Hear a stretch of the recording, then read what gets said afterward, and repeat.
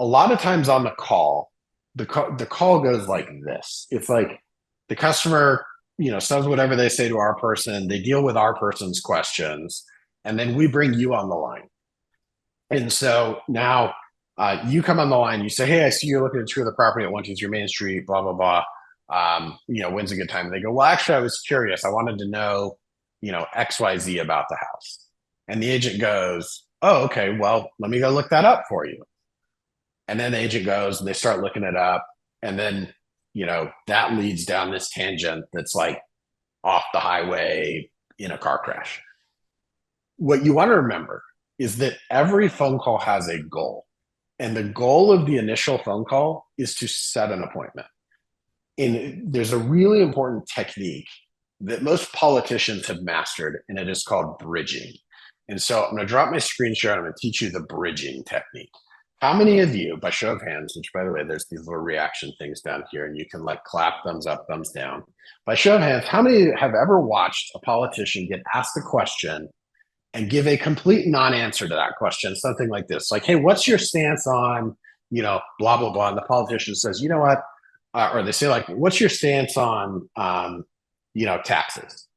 And the politician says, "You know what? I'm so glad you asked me about what my stance is on taxes.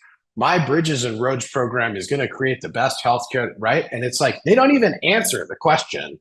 They just go right to their agenda of what they want to talk about and what their talking point is. Have you ever heard a politician do that? Okay, I see a bunch of you giving thumbs up. That is called bridging. The reality is you don't have to answer the question the consumer is asking. You have to validate that they asked it. And so a lot of times the best way that I hear these calls handled sounds something like this. The person says, "Well, I had a question on that property. I wanted to know, XYZ about the HOA." And the agent goes, "Oh, wow, that's a great question about the HOA. I will look that up for you and I'll make sure that I get you that answer as the first thing we talk about when I meet you at the property. Does Friday at 3 work for you to meet?" Then, okay, well, so what's your commission rate? What do you do different than other agents? Is that property in a floodplain? Wow, those are great questions. I will make sure that I have those answers ready for you so that when we meet Friday at 3, those will be the first things that we talk about. Trying to handle that stuff on that first call isn't going to get you where you want to go. The best agents, what they do is they say, "That's a great question. I'll make sure I get the answer to that for you." And there's going to be times where the customer just says like, "Look, I want to know this before I'll meet with you." Okay, great. Well, let's set the appointment and then I'll call you back before we get together and we can talk about it, right? The whole key is I don't care how good you are, how long you've been doing this, you are on your heels when you take this first call, and you don't want to be shooting from the hip trying to answer tough questions about properties, et cetera, without having time to go do the research. And so that's what we're trying to give you all with these techniques is time to be able to go do the research. Heller, anything you would add to this? Yeah, I think what Jeremiah is not saying is don't ever answer a question. But it may be a question about location or something off the top of your head. And naturally, you're going to say, that's a great question. Yes, it is in the school district, or yes, it is on that side of the tracks, or whatever the question was.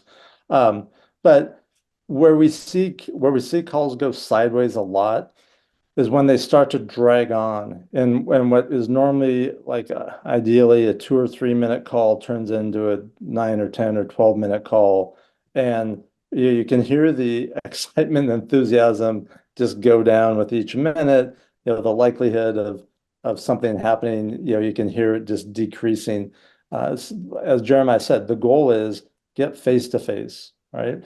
The Besides listening to all the calls, we get to see what happens with these consumers.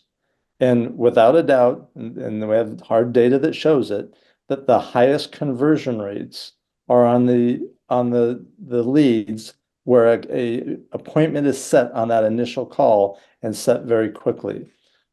So, as agents, a lot of times we like to think, well, we can, qualify and we can tell if they're real or not, or judge a book by its cover. And I can tell you all that you can't. And I know that because we get to see the data on who transacts and who doesn't.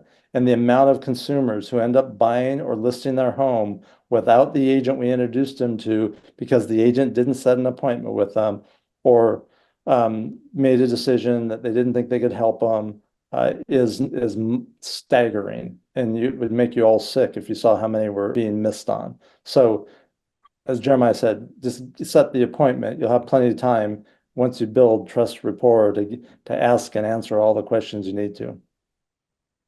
And here's the data. If you meet them in person within the first 14 days, those interactions have an almost 8% conversion rate across all the millions of those.